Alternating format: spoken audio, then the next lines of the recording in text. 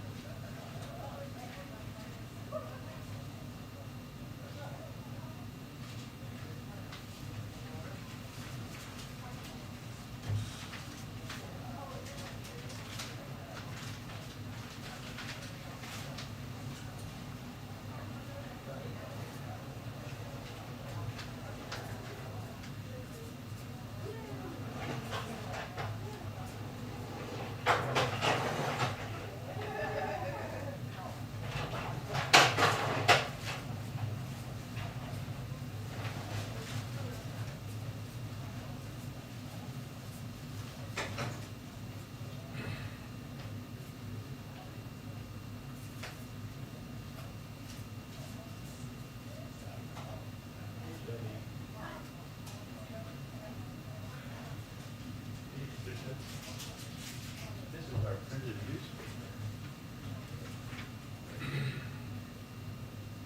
It's almost 20 years.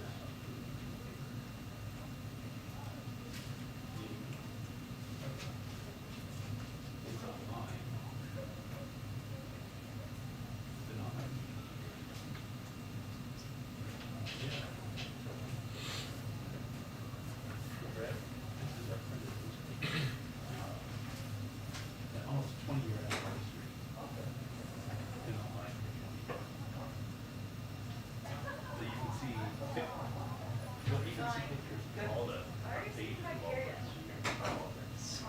Long story, but just satisfying. The shares are soon. Oh, Yeah. But you heard the show. how do you guys figure out? They're looking at the trust me. Yeah. Or we, I don't know. After cook. I would love to go to witness. Yes, it is. Oh, Good, good. exclusive. Things that look like for recorded.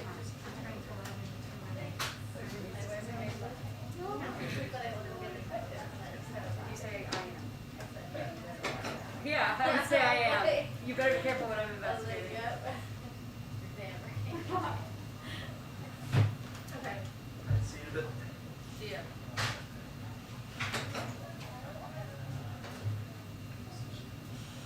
Okay, yeah, one of my friends whose son is also in Trudy's class was saying the same thing, and I said, no. Switch gears, no. Well,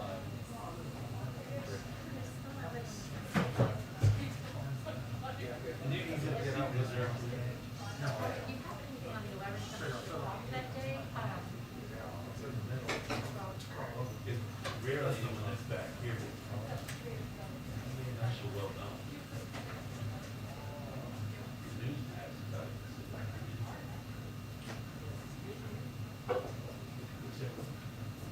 Sure, jump in. Let's do a quick, can we do the 1:30? How about for my husband? This is over Zoom, right? She's going out though. I think.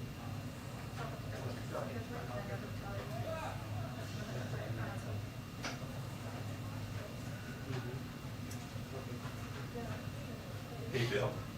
Yeah, when I just Morning, said say hi. This says fall Oh, my conference good friend. 2021, and it's just a- We've been together on the 10th Amendment Monument Commission now. Really? Yeah. I saw him yesterday, he's wandering around Capitol Hill, looking lost. Uh-huh.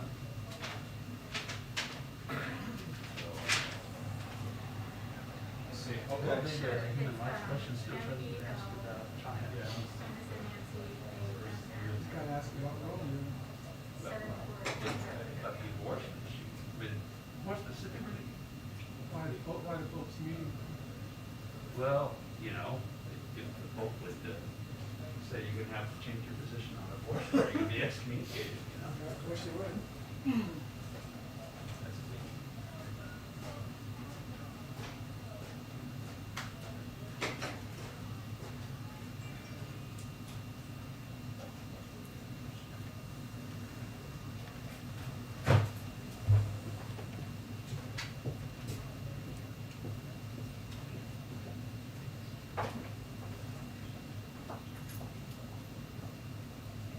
Thank you so much. I did this one.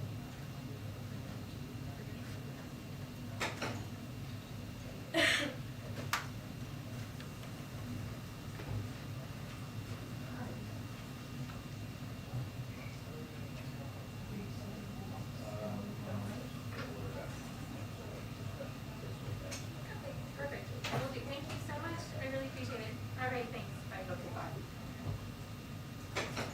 Hey, still do? One day at a time, yeah.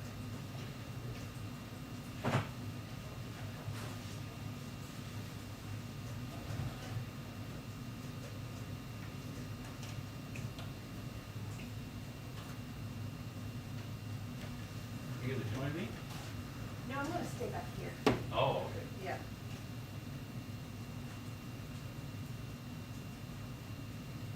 Usually do my thing before the. It's just as well? Yes. Okay. Hey, how are you? Mike, right? Yes. Hey. Sunny day? Yeah. Are you going to Europe? I'm not, thankfully. I get to hang out in Las Vegas instead. Okay. I only want to go. That's difficult. I know, right? It's really hard. That's where the FIFA's going?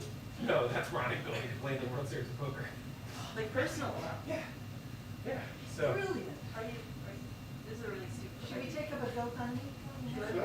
I am pretty good at poker. I'm not. GoFundMe for poker. Yeah. Oh, Thank you. GoFundMe for winning. Oh, yeah, well, there's that. That's right, this is my college fund. $10,000 buy-in? Sorry to like go straight to the money. No, that's okay. It is. I'm not I actually. used to work for the AP, so I always go straight to the money. So the World Series of Poker is a 5-week series of tournaments that that culminate in the main event, which is $10,000. Bill can be a, you know, I don't have $10,000 to throw away on a poker sorry. tournament. So I'm playing this too small. Put up the half. is that your He's a big poker. Who is? Yes, he is. I'm Yeah, showing up for us.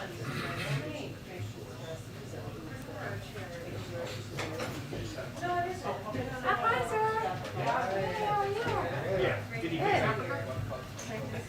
He's working on it. Him and Bo, I'm sure.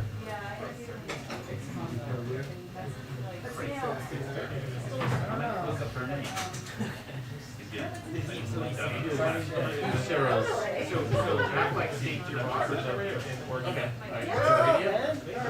Waffling in a six for the first time. Well, no,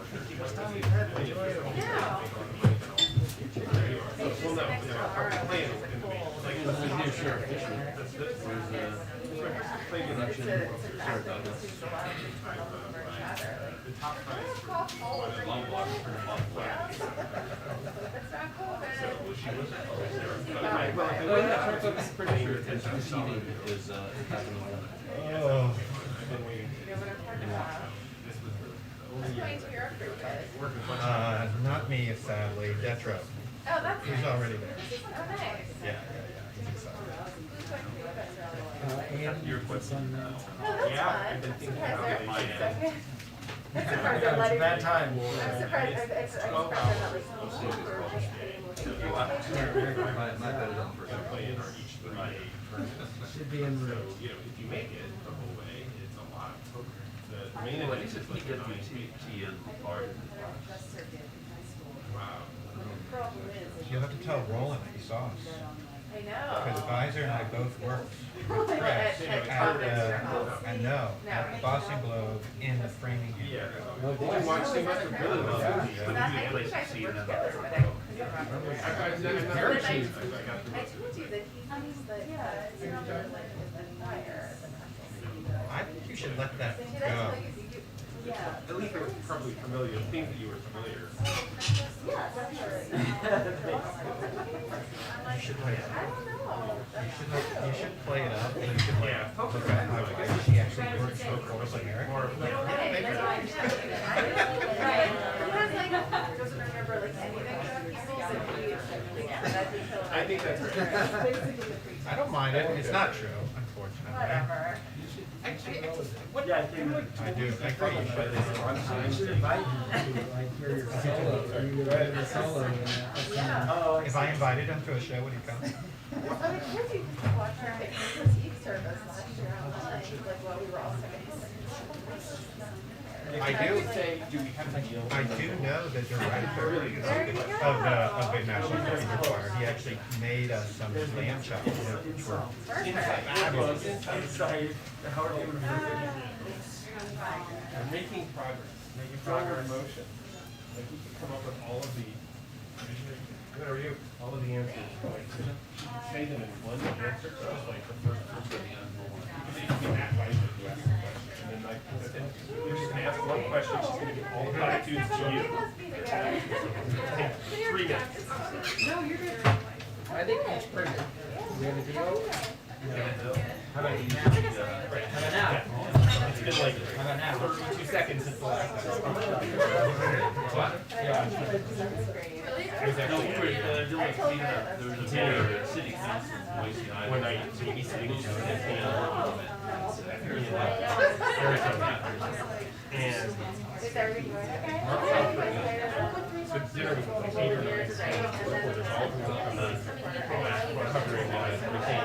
And Mark Alfred put out on his was then that Biden, McCain would pick on a huge headline on the internet, right? John McCain picks Mitt Romney to be vice president. And so, we all start getting it. It's 9 o'clock. It airs at like midnight here. All of our editors are listening. We all started doing this. We're all freaking out. Finally, Elizabeth Mueller, who was covering it for the Times, gets Charlie Black on the show. She says, Charlie's uncategorically false. And so the guy's great for Elizabeth, right? And there's 10 of us around the table. Right. So she handed the phone to me. Charlie's like, uncategorically, completely false. And then I handed the phone to the next person, and it literally went around the entire table without saying exactly the same thing to everybody. And then we all called our editors and said, this is wrong. We're not like, it's a good thing because it was. That's accidentally very wrong. Everyone on the exact same quote, or were there like some variations? Like I think nobody wrote it. Because, nobody wrote it. we didn't have to quote it because it was just so wrong, and it turned out for it to be Sarah Palin and not me. And the world was different. But then the world never changed. but you're right. But it was just such a weird moment, and we were all. I mean, like, I couldn't call my editors at the Post. They changed forever. Elizabeth Mueller talked to Charlie Black. I couldn't say that. But if I said I talked to Charlie, like, okay, well.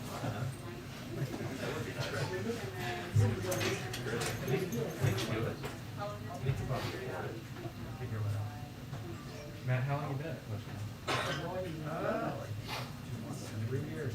I mean, smart. Yeah. You think it's worth 18 arm? I'm still getting another call about 2 weeks ago from somebody insistent that I had like stood them up, late for a meeting here at the White House, and it wasn't my sure. I mean, like for 25 years I've been dealing. Yeah. Really? Yeah, we used to get each other's lawn delivered to us when we were staying in the Des Moines Marriott. You know, for like weeks on end, and like his laundry would get done and vice versa. Ever since then. The usernames are right, if you look at that quickly. Yeah. I got a We booking. ever, like, I got a booking better request. clothes I than got a booking request from CNN or MSNBC. Really want to, really love that Sarah you wrote about such and such, whatever. Exactly. Not me. I did too. But, you know, I really love it. I'm doing Glasgow.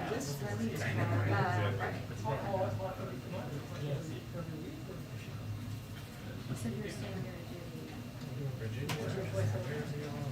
Yeah, I've under And you know, right. Including And next then year, that'll yeah. have models and people that don't use that leaf to do their whole, dinner. yeah, and And then Daddy comes would back come to a home again win, with the yeah, kids. exactly. So you just think that, you know, you'll have to like start, you know, eating at like Burger King or something now that you're on the scale.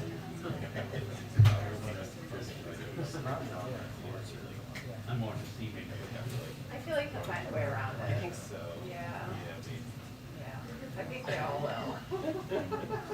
you know, which I think actually is what some of the Totally. I think so. perhaps what. Yeah, that's pretty cool. Sell the private jet.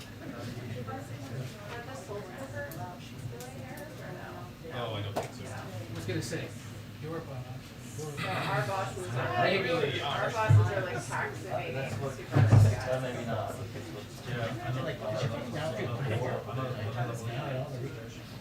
Your boss is the board. I mean, I think so, yeah. I mean, My boss, for sure.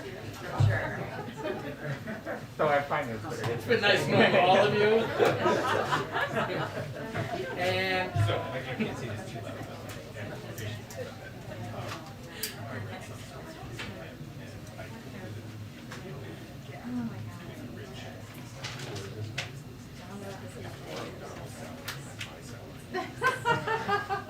$1 million a year. That's what the article said. Oh, wow, I missed that. So, yeah.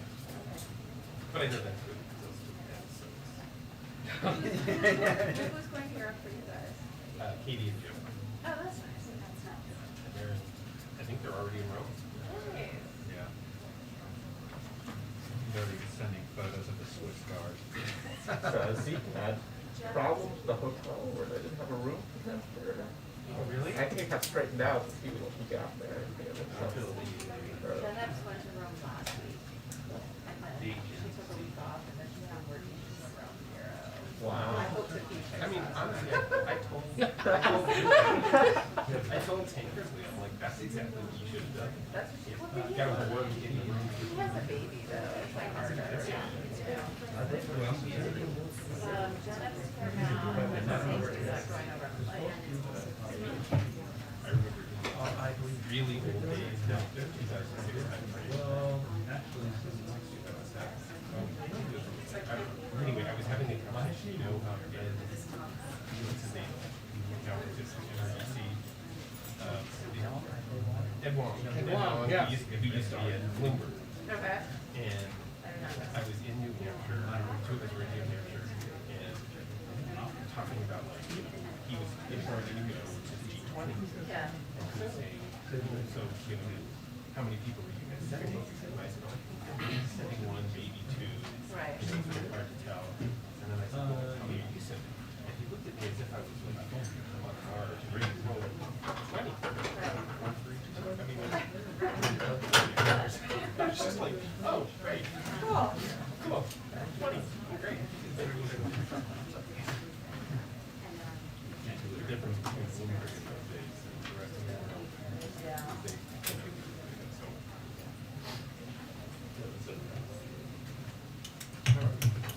That's good.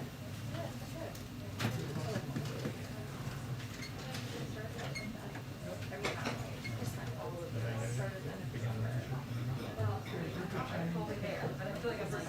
At the balance.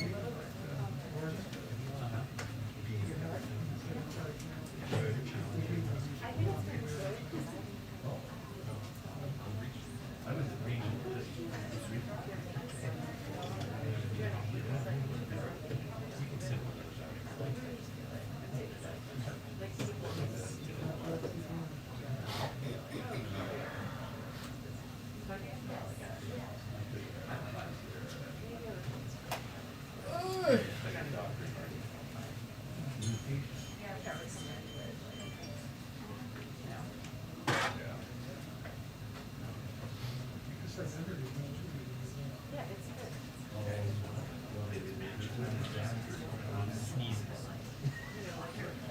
There was nothing in the morning, so, yeah. Leaving uncertainty. Inject Tell them I just grabbed that yet, but I was like, but that's for sure. Yes. With early. 4 or 5.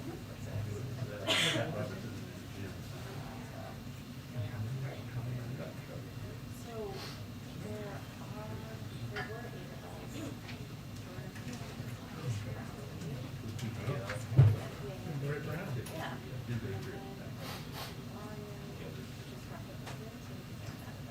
Oh, I did hear about that. So there was like, without those guys, Jordan going back, he was just, you know, for 6 months. Which is still a lot.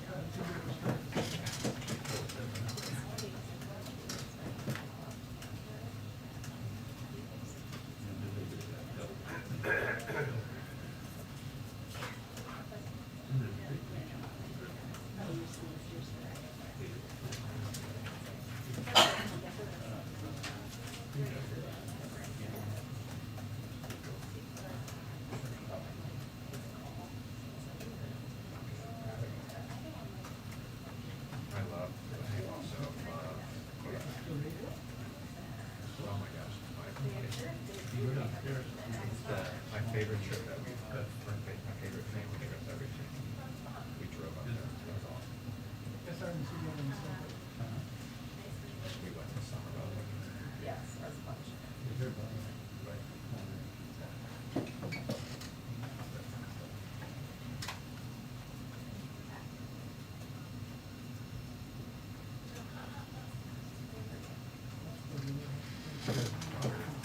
Switch school.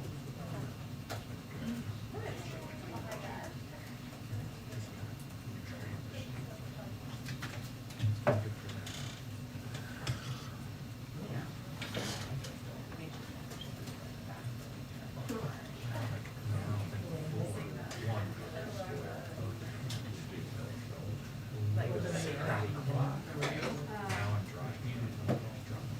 That's what I should be doing. right, of course. they just love one. My son Nico, who's first grade. Aw, cute. Like, Okay. it's great. Yeah.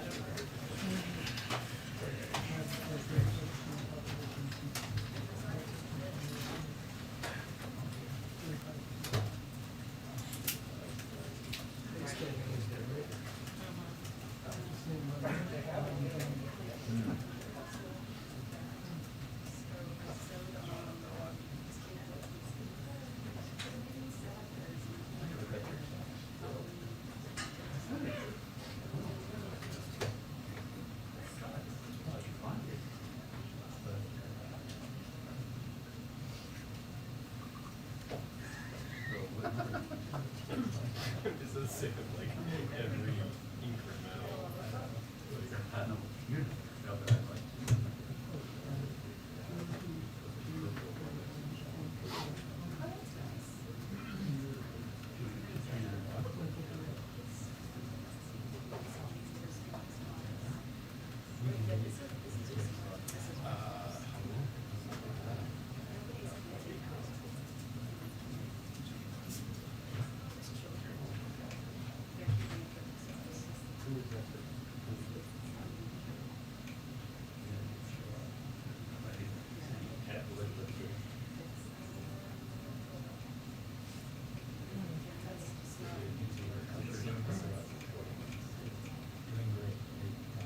Is that what she said?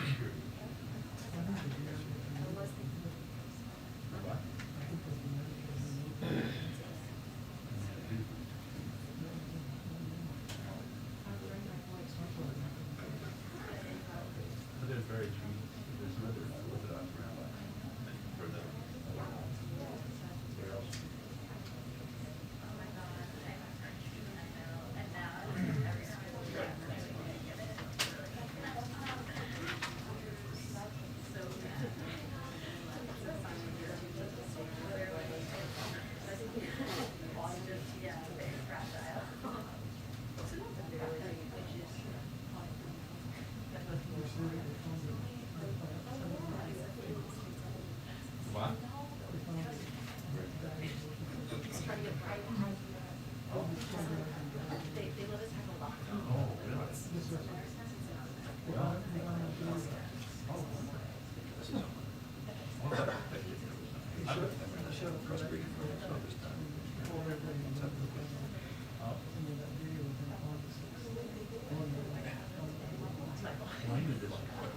I was there in January 6th, filming.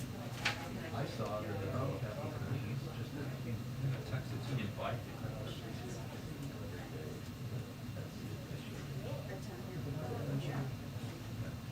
I think I saw a van full of big white van.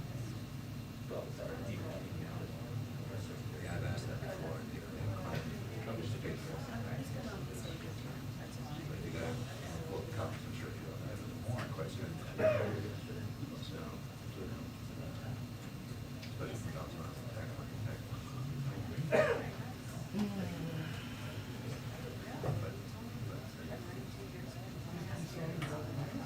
No, absolutely.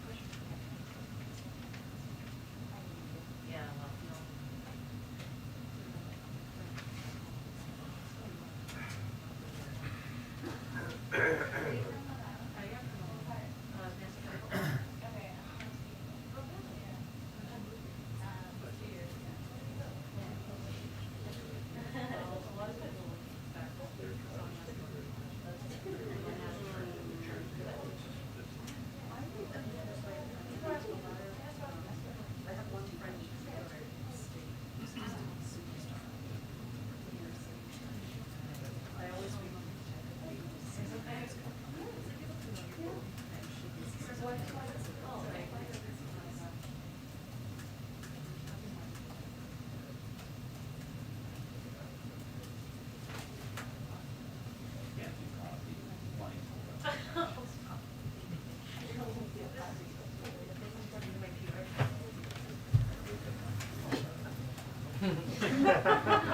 You can come through, they haven't started.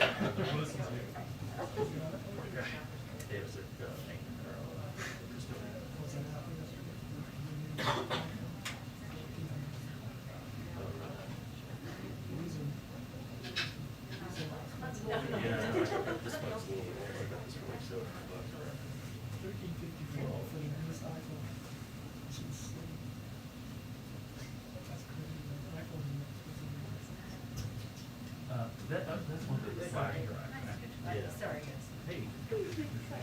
Yeah, I mean, I wouldn't, I don't. Hi, how are you?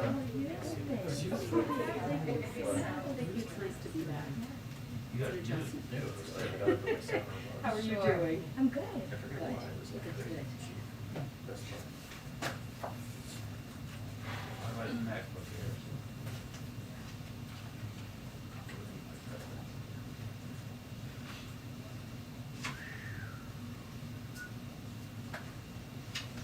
Can you run some PC software on it?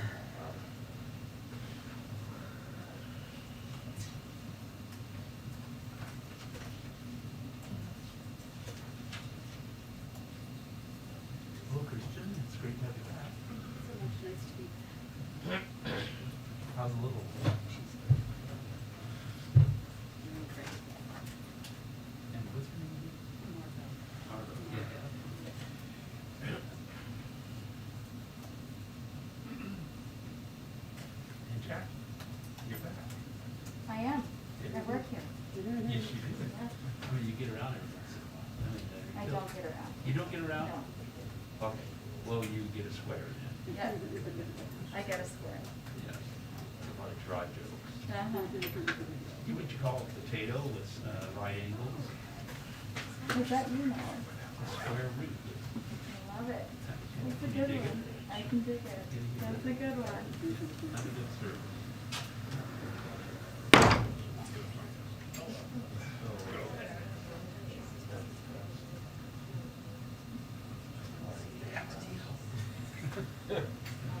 No, he's gonna come back and say they're making progress. We'll have the 2-minute warning in about 2 hours.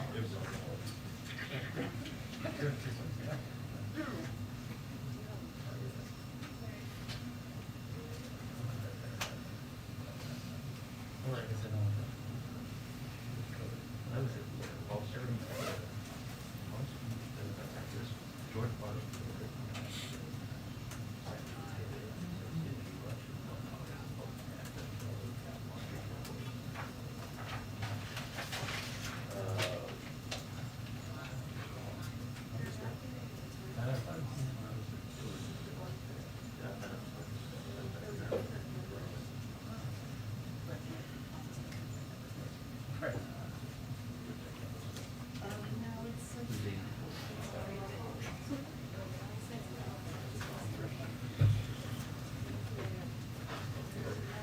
They don't appear to be anywhere near ready for us, so. Great. Oh, great. Everybody take a knee. So we're gonna order pizza. Are they even in there? Yeah, is there anybody in there? Like shirt sleeves. Hey, Ed, are they making progress? Yes. Are you gonna order pizza? Are they getting close? I'm talking about the briefing. So what, And I suppose it would apply to other things.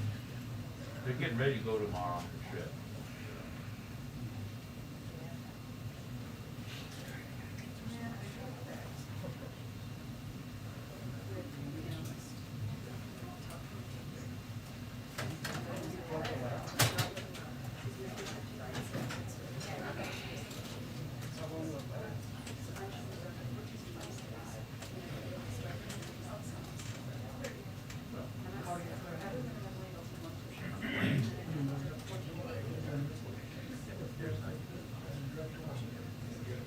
Oh, Idaho? What? That's only a charter. Oh, I usually change it. No, I need to change it to Denver or.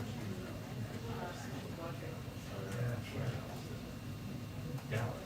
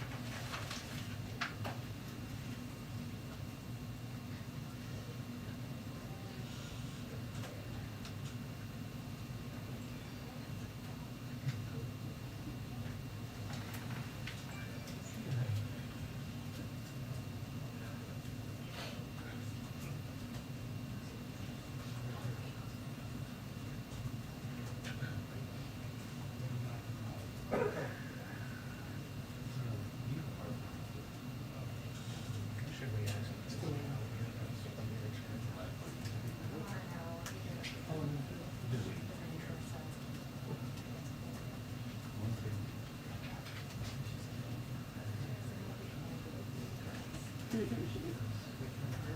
Could bring it today, but.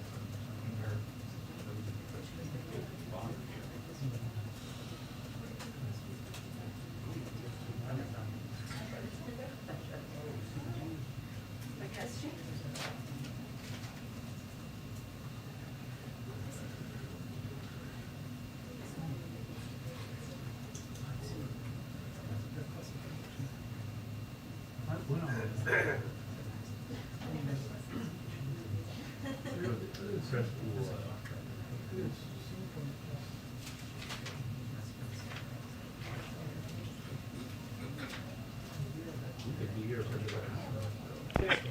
have a 2-minute warning to today's press briefing. A 2-minute warning to today's press briefing.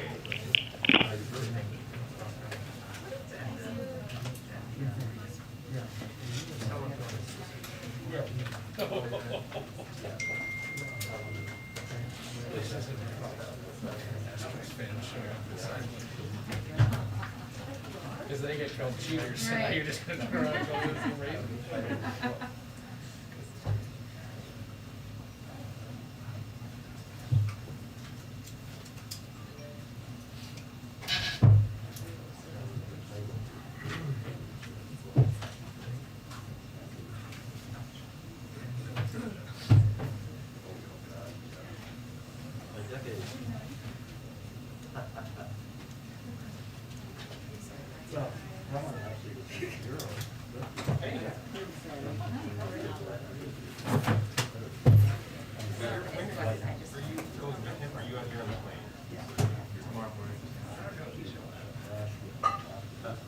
What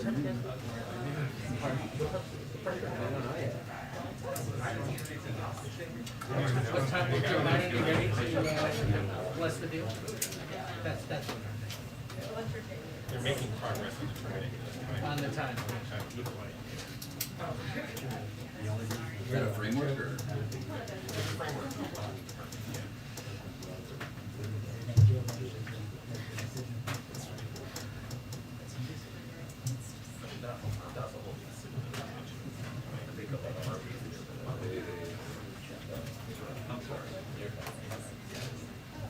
Let's see if he comes up.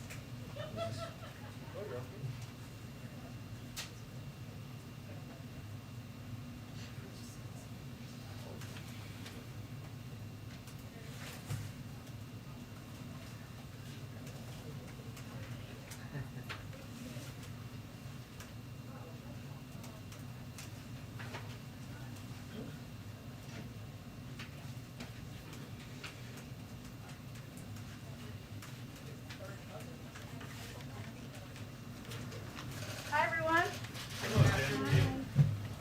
Okay. I have 2 items for all of you at the top. In Baltimore today, Secretary Becerra announced the Biden administration's new federal overdose prevention strategy, building on previous actions the administration has taken to address addiction and the overdose epidemic. The overdose epidemic has evolved, and our strategy to combat it is evolving as well. That's why the new strategy prioritizes prevention, harm reduction, evidence-based treatment, and support during recovery. The holistic focus on harm reduction and recovery support in particular are new and innovative approaches. That includes actions like increasing access to medication treatment for people with opioid use disorder, strengthening the recover support services workforce by funding community-based training programs for peer support specialists working in behavioral health, and expanding access to harm reduction services.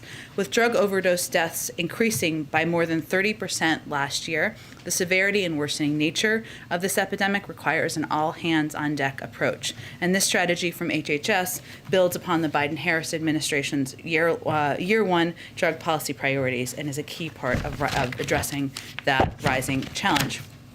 Also wanted to note another development or item of progress, I should say, on addressing the supply chain bottlenecks. This week, Union Pacific, one of the two railroads servicing the ports of Los Angeles and Long Beach, announced that it will be offering a cash incentive through the end of the year for containers that move during the weekend. This is another sign that the president's call for the private sector to step up and help get the transportation supply chain to move towards a 24/7 pace is working. It builds on the announcements by the ports about 24/7 service that would move toward around-the-clock operations, and leading great retailers' announcements that they made, like Walmart and shipping companies like UPS, who have committed to and announced plans to begin moving more containers at night and during the weekend.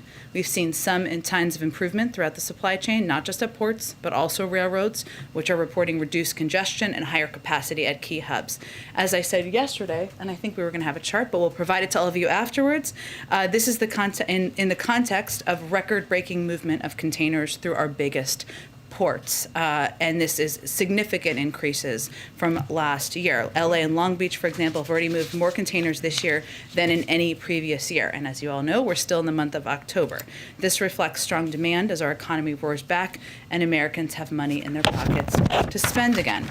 Operating at 24/7 pace will not only increase the number of containers moving out of the ports, but will also make the system more efficient, reduce emissions in the surrounding communities. And combined with the announcement on Tuesday that the ports will begin charging ocean carriers for keeping containers on the docks for too long, this announcement, in our assessment, will speed up the movement of goods from ship to store shelf, which means faster delivery times for American families and lower costs for goods. Amr, go ahead. Thank you. First, any updates on where things stand on negotiations? Does the President plan on going to the Hill today? And just give us a general update on where things stand. Sure. Well, last night, as you all know, the president met with Senator Sinema and Senator Manchin in the Oval Office and continued to make progress on finalizing details as we work toward an agreement. This morning, we had a number of senior staff up on Capitol Hill. Many of them may still be there now. Steve Ricchetti, Louisa Terrell, Brian Deese, and others of the key negotiators, Susan Rice as well, I believe, were up there having conversations with members to move the ball forward. The president remains open to going up to the Hill. We haven't made a decision to do that, and we are making decisions hour by hour on what would be most constructive to move things forward. Many of the President's progressive allies have come around or seem to be coming around to the idea that you can't let the perfect get in the way of the good. That said, just outside the White House, some young environmentalists are holding a hunger strike because they believe that the bill has been, or where things stand, that the bill could be weakened to an unacceptable degree. What's the President to those young people and others that feel that this has been watered down too much and that perhaps the President should have been more publicly engaging in debate with Senator Manchin and Senator Sinema? The reconciliation package they're protesting, or the infrastructure bill, or all of it? The reconciliation. Well, what I would say first, the president admires the activism, the energy, of young people who are out there advocating for what they believe in, and the changes that he agrees should be made to how society functions, to long overdue investments in our climate. I think what we would say is, one, we are on track now to move forward once we get an agreement, which we are confident we are going to move ahead to have the biggest investment in addressing the climate crisis in history by the United States. It's not just the biggest; it's 5 times bigger than the second, what would be the second largest, which would be the Recovery Act. This would be a historic investment and something that would make have enormous impact on addressing these issues. And I would note that, and I don't know all of the things that are of concern to them, but since you asked me about the framing, and I don't know if climate is one of them, but I assume it might be, so let me start there, is that what we're talking about here is creating targeted manufacturing credits that will help grow domestic supply chains for solar, offshore, and onshore wind, expanding access to rooftop solar and home electrification, expanding grants and loans to rural co-ops to boost clean energy and energy efficiency, expanding grants and loans in the agriculture agricultural sector, and we are talking about a historic effort to make critical investments in environmental justice, something that is long overdue, that is central, that is important to the president, important to our climate and our clean energy team. I'd also note that there's been some reporting about this as well, and I don't know if they were talking about childcare. I don't know if young people are. I'm happy to hear that, but maybe they were. But what we're talking about in terms of this package is also closing in on a deal that would make pre-K for 3 and 4-year-olds universal and free. This has never been done before, ever. Right now, just to give you some context, the average cost of preschool in the United States costs $8,600. Only 2 million 3 and 4-year-olds are in publicly funded preschool across the country. This legislation is on track to enable states to expand access to free universal preschool for 6 million 3 and 4-year-old children per year and increase the quality of preschool for more children many children already enrolled in publicly funded preschool. And the last piece I'd note is that we know the Affordable Care Act was also its own piece of historic legislation. This would massively build on that, expand access, lower costs for healthcare, which is of utmost concern to many activists and certainly a big priority for the president. So I would say we're excited about this package. The president is excited about this package because it will do so much in a historic nature to address longstanding problems that are overdue. And if I could just quickly, any reaction to Iran's chief negotiator saying Iran's ready to get back to the negotiation tables in Vienna? Well, I know they've made similar comments over the last several days or week, I should say. Our commitment remains pursuing a diplomatic path forward. I would leave it to the negotiators to determine when the next round of discussions will be. Our framing continues to be compliance for compliance, and we'll leave it up to the Europeans and our negotiators to determine when the next step would be. Good. Thanks, Jen. The president is leaving for Europe tomorrow. Negotiations are still underway over some of the thorniest issues, everything from the top line number to Medicare drug price negotiation, even the revenue options for how to pay for this. So is getting a deal by tomorrow still realistic? Yes. We'll see. Anything else to add? I would say that where there is also another way to frame what you posed to me, and I know why you framed it the way you did, is that there is also broad agreement in Congress among Democrats who we need to support a unified path forward, that we need to address the care economy and take steps to lower the cost of child care, of elder care, of early childhood education and make it more accessible, that we need to do more to make healthcare more accessible and affordable and cut costs, that we need to do more to address the climate crisis. There is agreement on that. What we're talking about here is the nitty-gritty details, as I like to say. That's always what the focus is on at this point in the negotiations, but it's only 1:30. We've got some time. For days now, we've been hearing we're very close to an agreement from you guys, from folks on the Hill, and yet so many of these issues are still outstanding, and so just kind of wonder how it's possible that that could happen within 24 hours. Have you covered a piece of legislation getting passed before? I think you have, right? So as you know, when it gets to the final stages of it, there is a discussion about how you can achieve the goals you all share an objective to achieve. That is what we're doing now. So when you say we would disagree with your framing, as would anybody on the Hill, I think, who's a part of these negotiations. Because what we're really talking about here is agreeing on a range of revenue raisers as pay-fors that will make the tax system more fair.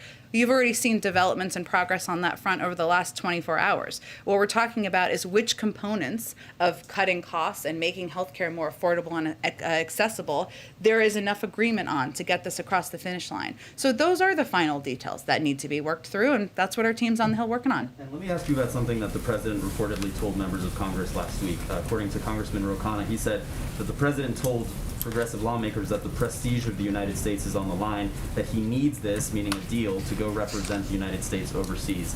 Does he still believe that the prestige of the U.S. is on the line if he can't get to a deal? Well, he's said since that time that it's certainly his preference. Of course, he would love to head on his trip with a deal. But I think our national security advisor yesterday also addressed this question several times and made clear that what world leaders are looking at, and through his conversations with his counterparts, they're looking at the president's commitment to making a historic investment in addressing the climate crisis, to addressing some of the overdue infrastructure issues that we have in the United States that have made us less competitive, to making the global minimum tax a part of our law here. they're seeing we're making progress. They're sophisticated. They're seeing we're on the verge of getting to a deal, and that's not, they don't look at it through the prism of whether there is a vote in one body of the legislative body before he gets on an airplane. And if I could just ask you one last one on Facebook, which is CNN reported today on leaks from Facebook, which show that the company is struggling to stay on top of misinformation about the coronavirus and coronavirus vaccines. Is the administration in touch with Facebook about vaccine misinformation on the platform, and how concerned is the president about this latest report?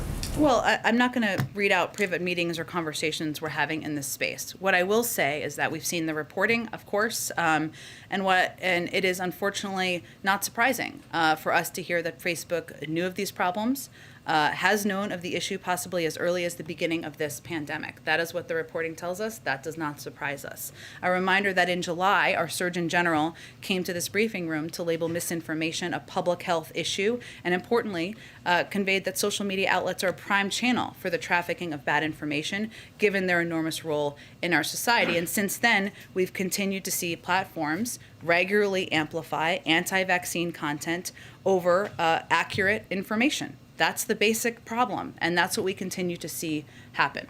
Go ahead. Jen, speaking of pay force, when we talked about the billionaire's tax, is the White House confident that a billionaire's tax would withstand legal challenges? Which I guess is another way of asking, is it legal? We're not going to support anything we don't think is legal, but I will tell you the president supports the billionaire tax. He looks forward to working with Congress and Chairman Wyden to make sure the highest income Americans pay their fair share. I would also note that there are a number of different components of pay-fors or components that will make the tax system more fair, as we like to say, including imposing a 15% minimum tax to make sure large corporations pay their fair share. We saw some aligning around that, I should say, yesterday.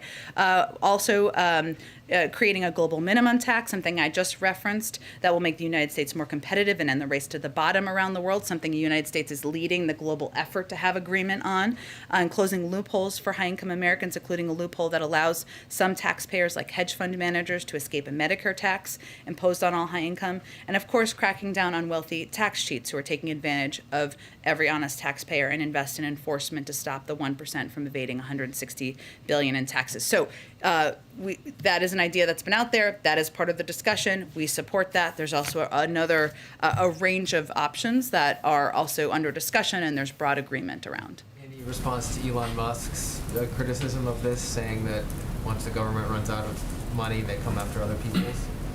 I think our response to anyone who has opposes is that we believe that the highest income Americans can afford to pay a little bit more in order to make historic investments in our workforce, in our economy, in our competitiveness, and that has a net benefit on people across the country. One other topic, Turkish media is reporting that President Biden will meet with President Erdogan in Glasgow. Can you confirm that and any other bilaterals that the president plans to make? Certainly understand the interest, and I expect we'll have more on the bilats in the next day or two, but I don't have anything to confirm quite yet. When the Pope Go ahead. meets the president, Jen, I'll come around to you. Oh, and there's no reason to scream over other people. I'll come to you. Go ahead. On the billionaire tax, Senator Manchin has expressed concerns that it's too targeted. What is the White House thoughts on if this should be broadened out more? Look, there's a discussion right now about key components of how to make the tax system more fair. The billionaire tax, which I know we've shorthanded, is different from the original proposal that was proposed a year or so ago when many of you were covering the campaign trail. There have also already been some changes made, so that's part of the discussion. I'll leave that in the negotiations. Is the White House confident that people like Elon Musk would comply with these new rules? I mean, a lot of it would rely on them reporting their own income, their private assets. Is this something that they would really do? Well, we certainly expect American citizens to abide by the tax code, and obviously we've taken steps. We will take steps that have been proposed to crack down on anyone who's trying to cheat what they owe to the federal government. And just to follow up on the supply chains you brought up at the beginning, what's your message to Americans who are still so worried about getting their Christmas gifts on time, Halloween? Is this going to be happening at a fast enough pace? Well, I think our message is that, one, what's happening right now, and I wish I had the chart, but we'll give it to all of you afterwards, is that so many people across the country are purchasing more goods online. Maybe some of it is from habits that developed during the pandemic when people weren't leaving their homes. Some of it is because We've seen an economic recovery that has been underway for the last 9 months, where 5 million more people are working. The unemployment rate has been cut in half. And that is leading to a massive increase in volume. That's what's happening at ports. But what we would tell people is we are addressing and attacking the supply chain issues, even with the increased volume, which is the root cause here, at every front, which means overseas, making sure people get COVID vaccines, which means making sure ports are fully operational, working with railroads, working with truckers and labor unions to make sure we have more people driving trucks, more people moving goods. So I think what people should know is this is a top priority. We've already seen progress, and we're going to continue to stay at it. Go ahead. Yeah, 2 questions for you as we live through another day of Groundhog Day. On the bill and what might be in it. In addition to this group that's outside the White House here, there's another group camped outside the Vice President's residence regarding immigration and the push for citizenship for undocumented immigrants. The President, once again, last night got interrupted by some immigration advocates when he was over in Virginia. What is the status of immigration in this legislation? And is the President comfortable signing something that doesn't account for some element of immigration policy? Well, I think, as you know, the President and the Vice President strongly supported, including immigration components, in the original package. They strongly supported and have efforts by members of the Senate to put forward and come up with alternative ideas that might be able to make its way through the parliamentarian. And that work may continue. You should talk to members on the Hill about that. We strongly support that as well. But what we're looking at here is a historic package that will make changes to our child care system, lower the cost of elder care, have a historic investment in the climate, expand access to health care. That is what we are excited about in this package. We know it's not going to have everything we want. It's not final yet. And you know the President is very committed to getting immigration done. If the House can't pass the infrastructure bill, the hard infrastructure bill, the BIF, I guess, is that what we call it? Yeah, bring back BIF.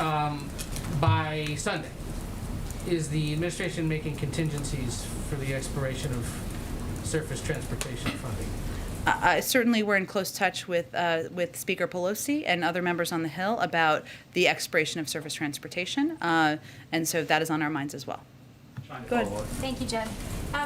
Seeing some reports, not sure if it's accurate, I'm hoping you can clarify, that the billionaire's tax and IRS enforcement might be out of the negotiation at this point. Can you say whether that is true? And then also, how can the administration say that this is paid for if that change happens?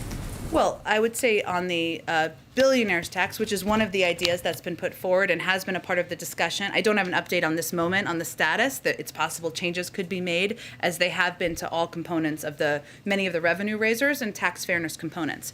I would say this will absolutely be paid for because there are a range of options out there that would more than pay for what we're talking about. That includes the corporate minimum tax, imposing a 15% minimum tax. It includes the global minimum tax. It includes closing loopholes for high-income Americans, and it also includes investing in enforcement. So I think there's been some reporting, just for clarification, on reporting mechanisms, which is not the same as the IRS enforcement component, which is going after tax cheats and who are evading paying taxes, which many outside experts have estimated amounts to about $160 billion in taxes a year. So there's been some reporting about the reporting components and the caps on those. That's been an ongoing discussion, but there is no disagreement about the need to go after tax cheats. So is having it paid for then a requirement for the president, for the White House, in order to get this thing passed, that they want that The done? President's been pretty clear that he believes that making the tax system more fair, that ensuring we are taking the opportunity to do that is a part of this package and what he expects to sign into law. And Go ahead. Oh, go. Real quick, just in terms of the timeline for this. Yeah. Is there any feeling that there was time wasted between the end of last month and the end of this month, given that the president is traveling, and it truncated that timeline?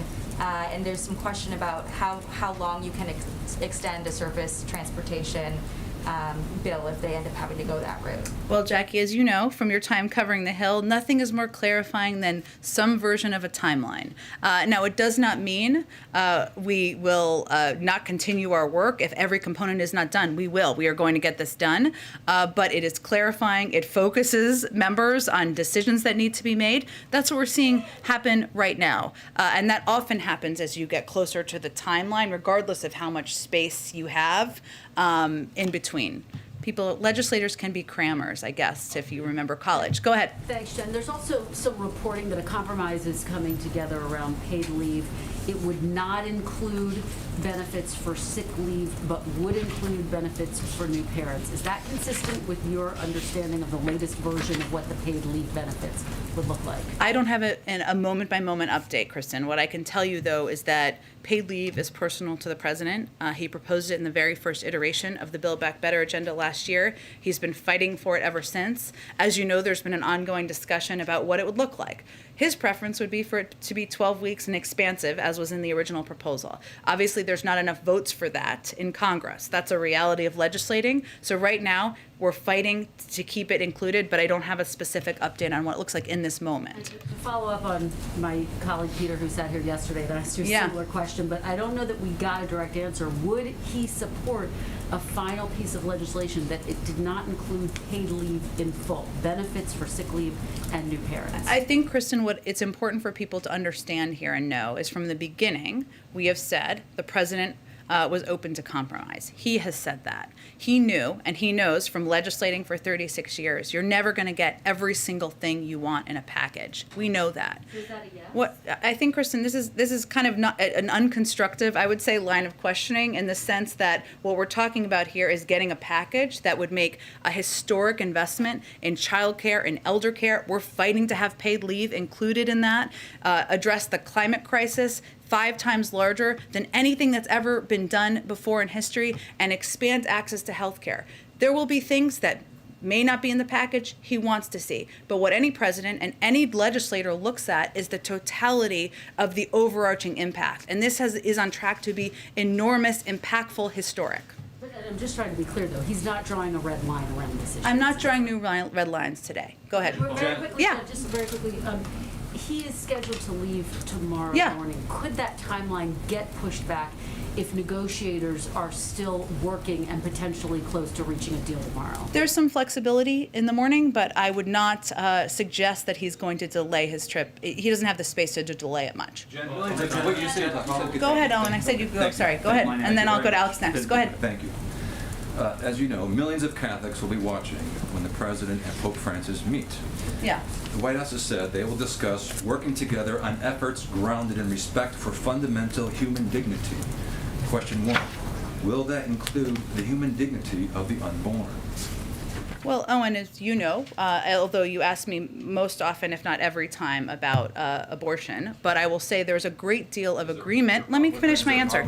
There's not. You can ask anything you want. But what I wanted to note, since you follow this closely, is that there's a great deal of agreement and overlap with the President and Pope Francis on a range of issues: poverty, combating the climate crisis, ending the COVID-19 pandemic. These are all hugely important, impactful issues that will be the centerpiece of what their discussion is when they meet. The president has met with him. This will be their 4th meeting. We expect a warm and constructive dialogue. You are familiar with where the president stands. He's somebody who stands up for and believes that a woman's right to choose is important. Understood. The Pope has spoken differently. I have just outlined for you what the focus of the meeting will be. I think we're going to have to move on. Alex, go ahead, Alex. Owen, I answered your question. Alex, go ahead.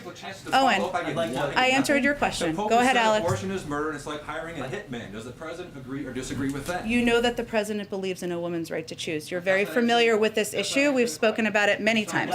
Alex, go ahead. On the IRS Sure. provision, Senator Manchin said that he spoke to the president about that, and the president agreed with him. Is that accurate? I think what we're talking about here is not about IRS enforcement and going after tax cheats. We're talking about reporting mechanisms. That is something Senator Manchin has talked about. I'm not going to outline more specifics about where the negotiations sit right now, but I just wanted to be clear about what the differences are, because sometimes it's shorthanded, not with malintent. Yeah. The president on the CNN forum said that he, in talking about gas prices, said that he could raise the issue with the Saudis. Yeah. Is that something he plans to do on his trip? I think, as Jake said yesterday, and there's not a development since then, Alex, but we're happy to keep you updated because I think we're still assessing who's coming from many different countries to these meetings. You know, the president will look for an opportunity to certainly raise concerns about supply and OPEC needing to release more supply, but in terms of if and when that will happen, we're just not there yet. And then finally, is the White House going to take any regulatory actions on methane emissions before this trip? There's some talk about that. I don't have anything to preview at this point in time. Obviously, addressing methane emissions is something our climate team has talked about in the past. There will be more to talk about, discuss, but nothing to preview at this point in time. Go ahead. Hi. I'll go ahead. I'll come to you next. Go ahead. Just to follow up on supply and rising prices and inflation. A couple weeks ago, you pointed to data indicating that the rate of inflation was decreasing month to month over the last couple quarters. And that the forecasts expect that to continue in 2022. Does the White House believe that we've reached peak inflation, or does it expect prices to continue to rise over the holidays? Well, the inflation and prediction of inflation is under the purview of the Federal Reserve. And so what I often point to is their predictions and their projections, which they update, as you know, on a regular basis. What they have projected is that inflation will come down next year. That remains the projection. The OECD has also made similar projections about inflation and when it will come back down. I've also said we also anticipated that there could be increases as the economy was turning back on. That is something that the Federal Reserve and other outside economists have also predicted and projected. If you're talking about different costs for different components of society, there are different issues that are happening, whether it is the price of food. We've talked a little bit in the past, or I have here, about the fact that there is meat conglomerates who there's a lack of competition. We are addressing that issue. Obviously, the price of gas is a separate issue. So we can talk about any component you are interested in, but in terms of the projection of inflation and data, that's under the purview of the Federal Reserve, and that's what I would point to. Just one question about climate change. So the president, of course, is preparing for this climate summit next week. What role does the White House believe the U.S. military has in reducing things like emissions, munition disposals, et cetera? Well, certainly, I know military leaders, members of the Defense Department in the past have spoken to the threat of the climate crisis, the impact it could have on countries, on national security, and on countries around the world because of drought, because of famine, and risks that poses.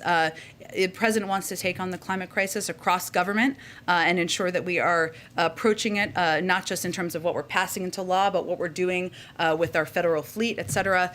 Any additional announcements, I point you to the Department of Defense. Go ahead. Is the idea of raising the corporate rate, is that entirely off the table in this Build Back Better plan? It's all of these tax components are under discussion. I have nothing to rule out at this point while there's live discussions. Just one more question. General Mark Milley earlier today compared China's hypersonic weapons test to a Sputnik moment. He said during an interview on Bloomberg TV, what we saw was a very significant event of a test of a hypersonic weapon system, and it was very concerning. I don't know if it was quite a Sputnik moment, but I think it's very close to that. It has all of our attention. Does the White House agree with that assessment? Well, I've seen, of course, General Milley's comments. I think what he was conveying was the concern we all have about China's military modernization efforts. They continue to pursue capabilities that increase tensions in the region, and we continue to have concerns about that. And I think that was reflected in his comments. Go ahead. Thanks, Jen. I wanted to ask, is there any more you can share on President Biden's perspective on progressives' concerns that a framework for the social safety net and climate plan is not enough to move forward with an infrastructure vote? Well, the president, first I would reiterate that the president is absolutely committed to getting both pieces of legislation done. He's conveyed that publicly. He's conveyed that privately. As you all know, yesterday he had a very good meeting with chairs and members of the Congressional Black Caucus, Congressional Hispanic Caucus, Congressional Asian Pacific Caucus, American Caucus, Congressional Equality Caucus, and Congressional Women's Caucus. And they all came out and they went to the stakeout agreeing that this historic deal we're nearing would represent enormous and long-sought triumphs for the constituencies they represent. So I would say we would reiterate, and he would reiterate, as he has done privately, his commitment to getting both pieces of legislation done, that we're on track for a historic package, and certainly what he's been working on is getting agreement on moving both pieces of legislation forward.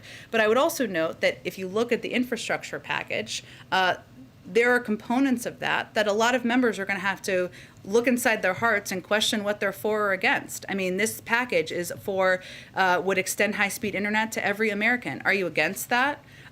Would ensure that children aren't drinking poisoned water. Are you against that? Would make the biggest investments in electric vehicle infrastructure ever while bulking up transit and climate resilience. These are key components of change, of progress that many progressives have expressed support and excitement about, and we shouldn't lose sight about that either, even as we're driving forward on getting both pieces of legislation done. That you would want that President Biden may push to move the infrastructure bill first? We're going to leave the mechanisms and the order of events up to leaders in the House and Senate, but we want to get both pieces done. I just wanted to note that sometimes what's lost here in these debates is all of the components of the infrastructure bill that are progressive, that have historic impacts, that I think many have expressed excitement and support for good reason. Go ahead. Thank you, Jan. President Biden, over the past week or so, has listed a number of ways in which he's attempting to compromise. Dropping free community college from the plan, reducing paid family leave to a shorter time frame than he would like. He's spent an awful lot of time with Senator Manchin. From the White House perspective, in what ways has Manchin compromised? We'll let Senator Manchin speak for himself, but what I would note here is it's not the president giving up or taking anything. The president is trying to unify a path forward between a range of members in Congress, senators and House members, and what they are for or against, or what they can support or what they're against. That's part of the role he's playing in this negotiating process. So we'll point you to Senator Manchin on what he feels he's given up or what he's for. He can speak for himself. Secondly, the president is heading to Glasgow, and he's hoping to signal the climate commitments. That's where I think his American prestige is on the line. Comments are coming from. Absent a complete deal on any framework, is there any effort from the White House to achieve just the climate portion so that he can go to Glasgow with a framework within a framework? I would just go back to what Jake Sullivan said yesterday, which is that global leaders are quite sophisticated. They are watching and following and understand the fact that the president has proposed the most historic investment in addressing the climate crisis in U.S. history, 5 times larger than what was in the Recovery Act. And that is an example of the president and the United States leading on this issue, as we should, as one of the world's largest emitters. We have a lot of work that we need to continue to do. So what they know and what he will convey to them, regardless of the status, is that we're talking here about fundamentally changing a range of sectors in the U.S. economy. We're talking about incentivizing rooftop solar and home electrification, solar offshore and onshore wind with manufacturing credits, industrial sector decarbonization, rural co-ops. We're talking about fundamentally changing and incentivizing how industries and parts of U.S. society focus on climate and move toward a clean energy and clean energy society. That's what we're doing here, and we're on the verge of getting that done. So I'm just going to reiterate that world leaders are not looking at, is there a vote in the Senate or the House before the president gets on the plane? They're looking at what we're trying to accomplish, our commitment to doing that, the fact that we're making progress on that, and the president's role in getting that done. Go ahead. At the heart of the debate here is a question that different groups of people answer differently as to how big this spending package ultimately is in context, in terms of history. Sure. The little transcript here tells me you said the word historic 13 times since we started. Counting. It was actually like 9, but then you said it multiple times. Should I tell you what's historic? You need to ask your question. So here's my question: is where does the White House? The president talked a lot on the campaign trail about FDR, about the Great Society, and Lyndon Johnson. Like, where does if some version of this, in the range of what everybody is now sort of talking about, passes, where does the White House put this in history? Since you used that term so many times, what is this on par with the New Deal? Is this on par with what?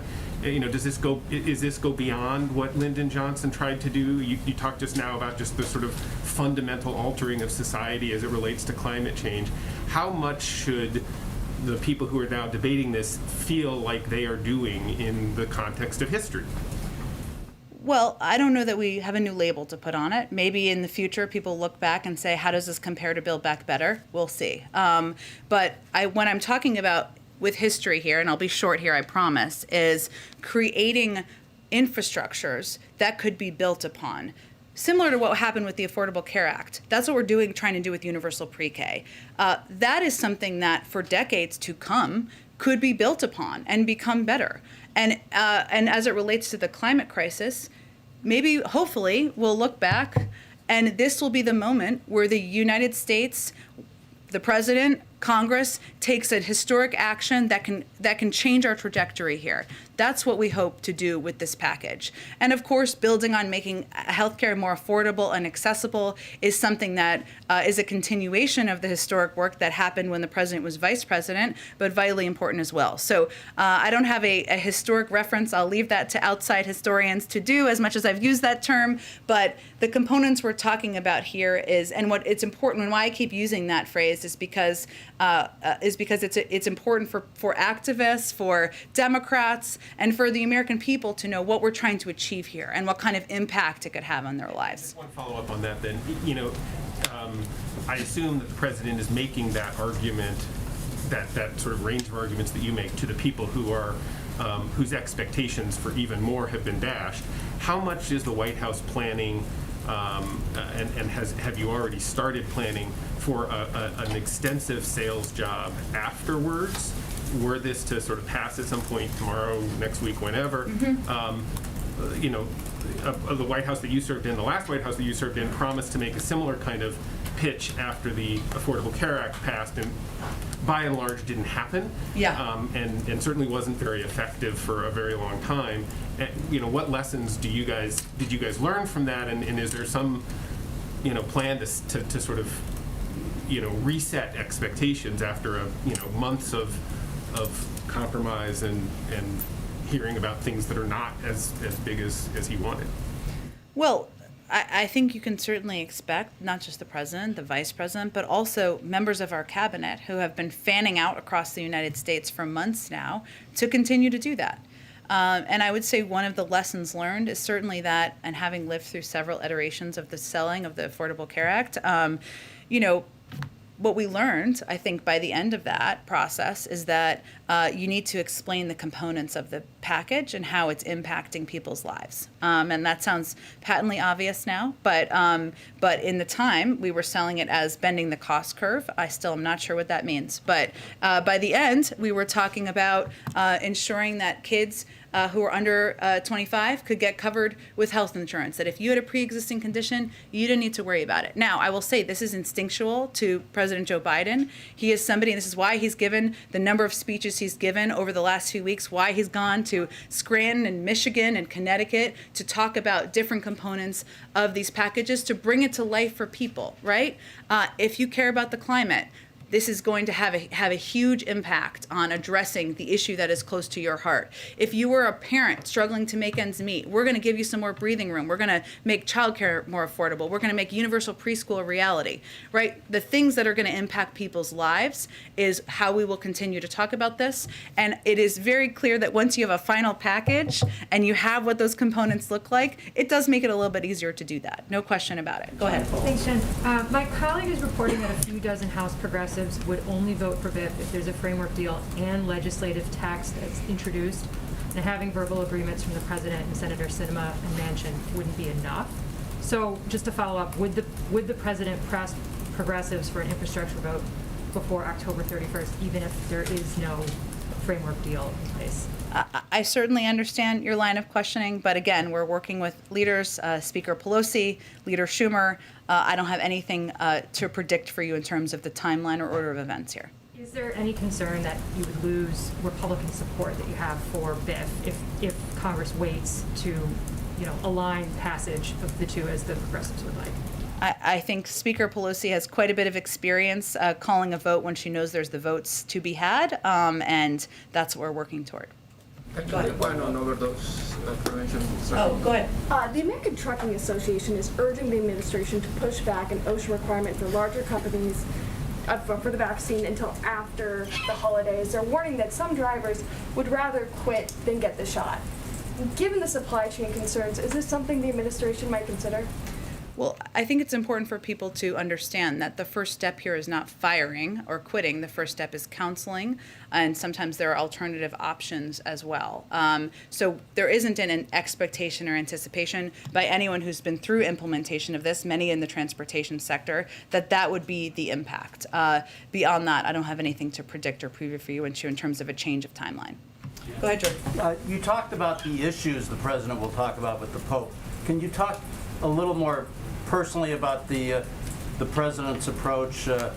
Does he have any sense of the history of being only the second Catholic president meeting the Pope, or have we reached the point where that's just another routine meeting?